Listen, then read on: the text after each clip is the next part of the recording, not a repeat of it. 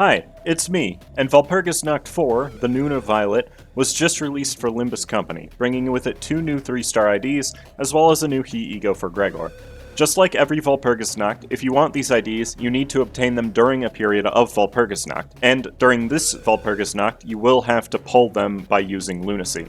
If you're thinking about using Ego Shards to get any of the IDs or Ego mentioned at a later event, I highly recommend it. All 3 of these new bits of equipment are incredibly good for various reasons. This video is going to go over the new IDs and Ego before then giving recommendations for what team members they pair well with.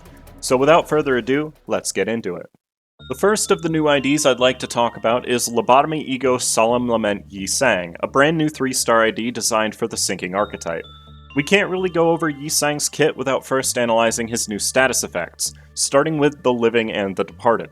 This is a unique ammo, and Yi Sang will begin every encounter with 10 the Living, its potency, and 10 of the Departed, its count.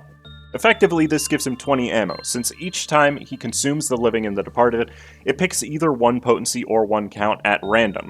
If he runs out of ammo midway through a skill, the rest of the skill is cancelled and he will perform what is called a reload. There's a bunch of math in this effect, but basically it will always give him back 20 ammo total, and cost 15 SP if it's performed with 0 ammo. It should be noted that you are far more likely to gain the Departed due to how having high SP makes it more common, and this being a positive coin ID. Hitting an enemy with the Living and the Departed will always inflict an equal amount of Butterfly of the corresponding type. The Living is its potency and the Departed is its count, just like his ammo. This is a unique type of sinking, though you can't inflict more of it by inflicting more sinking, like with other unique types of effects. Hitting an enemy who has Butterfly will cause the attacker to heal SP equal to a quarter of the total Butterfly, and the enemy with Butterfly will take Gloom damage equal to the Departed times their sinking potency divided by 5, up to a maximum of 30 damage. Then, on turn end, the Departed becomes 0, they gain sinking potency equal to the Living, and all of the Living becomes the Departed. It's a bit confusing, but basically, the more you inflict, the more sinking potency the enemy will have, and the more gloom damage they'll take from attacks. The Departed is far better for overall DPS, but since it's random what type of Butterfly is inflicted, it really isn't worth worrying about. It's also worth noting that both values of Butterfly cap at 15. Yi Sang is a very frail ID, which in turn makes his guard, from the Coffin of Butterfly Takes Flight, not very practical. The fact that it reloads is cool, but since he automatically reloads when he's at 0 ammo anyways, it's almost never worth using. It is worth noting that when you have 3+ Gloom Resonance, Yi Sang will gain 2 haste next turn upon gaining ammo, but again, you don't need to guard to do that. The passive also automatically reloads whenever you kill an enemy. Celebration for the Dead is a 4-12 rolling Pierce Pride skill with 2 coins. The +1 Clash Power and Coin Power are very easy to activate. The Clash Power is even active by default at the start of combat, and after every reload, while the Coin Power only requires 6 total of a combination of Sinking, Butterfly Count, and Butterfly Potency on the target. This makes this skill roll 5-15 in a Clash and 4-14 in damage, which is really solid for his skill 1. It's also his only skill that is Sinking Count neutral, inflicting 2 count on a Clash win only. All of his skills are like this, but this is his most efficient count skill. Solemn Lament for the Living is a 4-16 rolling Pierce Gloom skill with 2 coins. Once again, the Clash Power is active by default at the start of a battle and after reloading. The Coin Power is activated the same way, but can cap out at 2 instead of 1, which makes this skill a 5-21 in a Clash and at max a 4-20 in damage. The first coin of this skill consumes 5 ammo to inflict 5 Butterfly, which is very efficient. And the most interesting part of this skill is that it gives you up to 6 ammo back based on your highest resonance, up to 12 ammo if it was absolute resonance, and if that absolute resonance was 4 or higher, it triggers a reload instead. It isn't hard to get 4 Gloom absolute resonance in a sinking team, so this effectively leads to you gaining 2 haste for 2-3 SP after each use, additional points for this skill being Gloom itself. Goodbye Now, A Sorrow in You is a 4-16 rolling Pierce Sloth skill with 4 coins. This skill gains 1 base power for every 5 ammo you have, and the same coin power bonus as skill 2, causing it to maximize at rolling 9-28 in total. This is his highest damage dealing skill, having the most coins while also guaranteeing consuming all of your ammo, with the third coin even dealing up to 40% more damage based on how much you consumed. You have to have at least 8 ammo to use every coin of this skill, and it's the only one worth tracking your ammo to be sure with. Then, the final hit doesn't take ammo and deals gloom damage equal to the target's butterfly. This skill can easily kill any non-boss enemy who doesn't resist it from full HP, as it deals around 200 damage as an average if you use it with 20 ammo. The fact that it automatically reloads afterwards does mean that you'll probably want to wait to use it until you're at least 25 SP to avoid going below 0 SP for the reload. Another cool thing to note about this skill is that it will always activate LCCB Ryoshu's freshly nerfed support passive, though it is still a nice bit of damage increase. Lastly, while inflicting Butterfly from his support passive is nice, sinking teams would rather have Yi Sang in the party, and consuming sinking potency is the exact opposite of their goal, so this support passive is sadly not really useful in any team. In terms of preferred ego, this ID is capable of fueling his own Bygone Days and Wishing Cairn, albeit a bit slowly. He also fuels 3 out of 4 affinities for his own Sun Shower. These ego are also fueled incredibly well by sinking teams in general, so that makes this ID a top-tier damage dealer for the sinking archetype. He's also a really solid and fast damage dealer for general teams if you want to just slap him into a team as a random unit. Yi Sang wasn't the only Solemn Lament we received, however. Solemn Lament Gregor is a new He ego for, well, Gregor. This ego costs 25 SP and uses 1 Lust, 2 Sloth, 2 Gloom, and 2 Envy as resources. By default, it has an attack weight of 3 and is an 8 to 14 rolling blunt Gloom skill with 3 coins. The interesting part about this ego is that it doesn't work like a traditional AoE. Each coin only hits a single one of its targets. Additionally, the last coin can recycle up to 5 times at the cost of 2 to 6 SP each time, as long as you remain above 0 SP, making it so that it's guaranteed to re-roll the maximum amount of times when used at 45 SP. Afterwards, you also gain 3 SP back for each time that the coin 3 hits an enemy, meaning it recovers 3 SP even if the coin doesn't recycle at all. This awakening is best used against only one enemy to maximize the damage it deals overall, making it excellent for boss killing or even clearing waves of enemies that are already a bit weak. This is especially true if the boss is weak to Gloom, since it inflicts a lot of Butterfly as the attack continues, usually the kind that lets you deal additional Gloom damage based on sinking potency. The passive Lament gives Gregor a free attack power-up if he ends the turn with a negative effect, and deals 15% more damage to panicking or corroded enemies. There are a variety of bosses that inflict negative effects no matter what happens, so this one final power is a very nice bonus, and the damage effect is also really nice against bosses if you're using a sinking team. The corrosion is surprisingly usable when compared to a lot of other overclock targets. Its very evenly divided resource cost combined with its 5 attack weight and roll of 32 to 24 makes it fairly reliable when used at 45 SP, since it will cost 45 SP. It inflicts 5 of both Butterfly on hit, 3 sinking count, and then even deals bonus Gloom damage equal to the amount of Butterfly if the enemy is below 50% HP. It also conditionally deals more damage to enemies who are on low SP, and enemies without SP take more damage based on how much sinking potency they have. Lastly, it gives a small amount of SP back for every kill it scores, though I think it's more useful as a way to inflict a lot of sinking count and potency across a lot of enemies. Solemn Lament is best used with Edgar family heir Gregor due to his ability to fuel 3/4 of the resources needed to use it.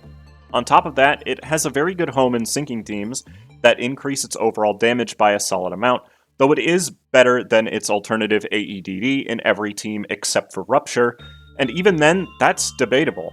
Solemn Lament Yi Sang and an Edgar family heir Gregor equipped with Solemn Lament play the best in a sinking team.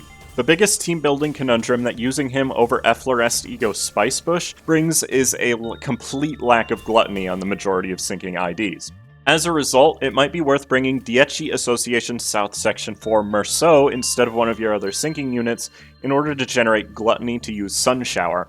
The best sinners to pair with Yi Sang are Ishmael and Faust, who both have Ego in Blind Obsession and Hexnail that will greatly improve Yi Sang's overall damage potential due to all of his skills being Pierce.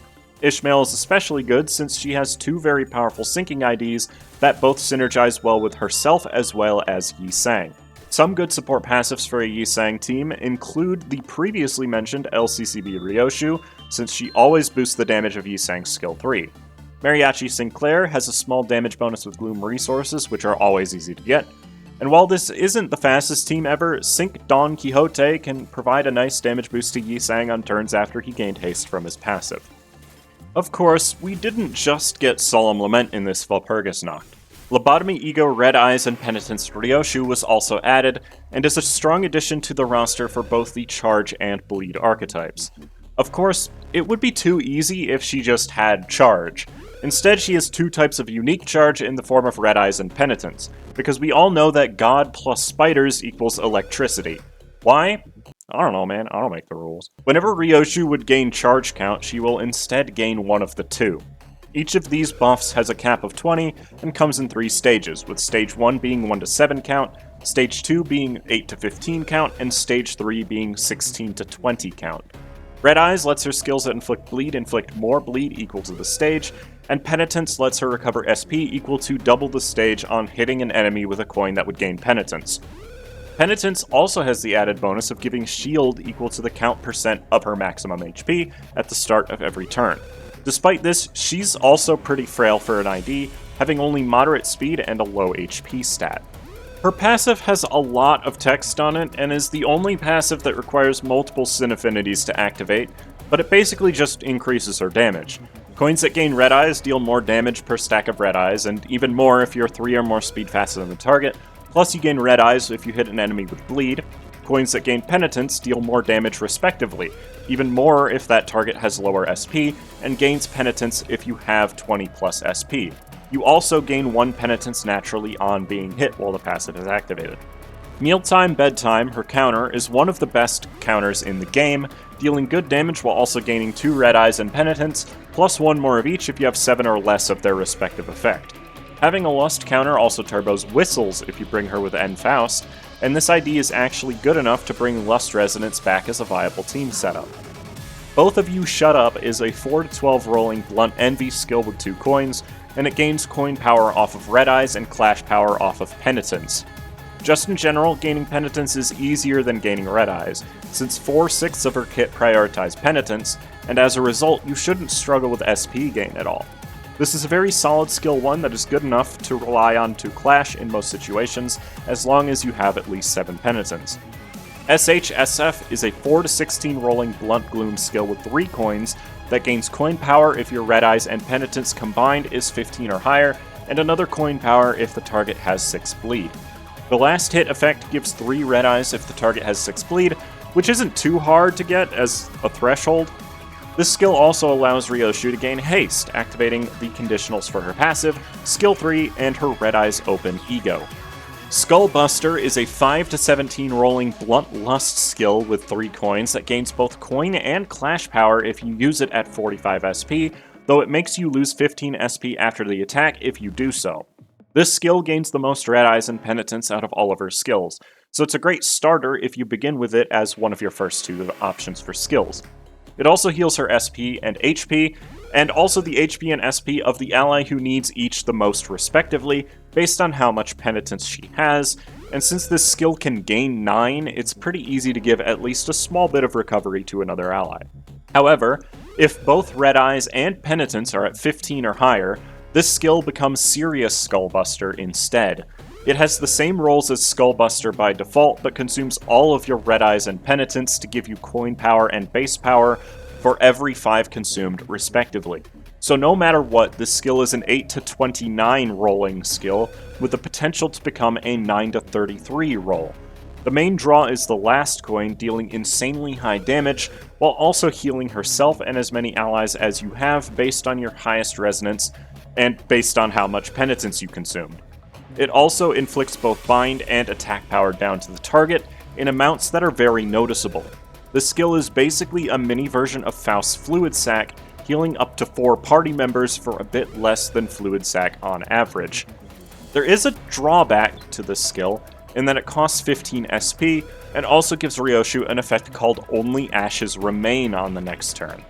Only Ashes Remain causes Ryoshu to be unable to gain Red Eyes and Penitence for a turn, and instead heals herself and one ally by a small amount when she would gain them, with Red Eyes healing HP and Penitence healing SP. This is really helpful, as it can top off anyone who wasn't quite fully healed from Serious Skullbuster. Her support passive is also not amazing, but I can see it being useful for Envy Resonance team when we have more options for that particular team type. This ID doesn't feel any of Ryoshu's ego perfectly at the time of recording, but there are definitely standout ego. Red Eyes Open is almost fueled and has a bit of synergy in its passive, giving Ryoshu attack power up from healing herself, which happens pretty frequently. Blind Obsession can give a bit of charge count, which randomly becomes Red Eyes or Penitence, and can be used to top off her effects to unleash a serious Skullbuster next turn. And her liking of Lust Resonance and Resonance in general means that Contempt Awe is a much better option for once, especially since it would be her only source of bleed count using its Corrosion, plus her natural SP healing helps to counteract the 10 SP turn cost after using the Ego. Red Eyes and Penitence Ryoshu works very well with any Faust, particularly N-Corp and Multicrack, for activating whistles and fueling Fluid Sac overall. Multicrack Heathcliff is also a decent option to accelerate her Red Eyes and Penitence gain by inflicting Photoelectricity, a status that allows her to gain charge whenever she hits a specific target. If accelerating charge gain is your goal, then W Corp Otis and W Corp Honglu are both very good options, since Charge Barrier will convert to Red Eyes or Penitence at the end of the turn for Ryoshu specifically.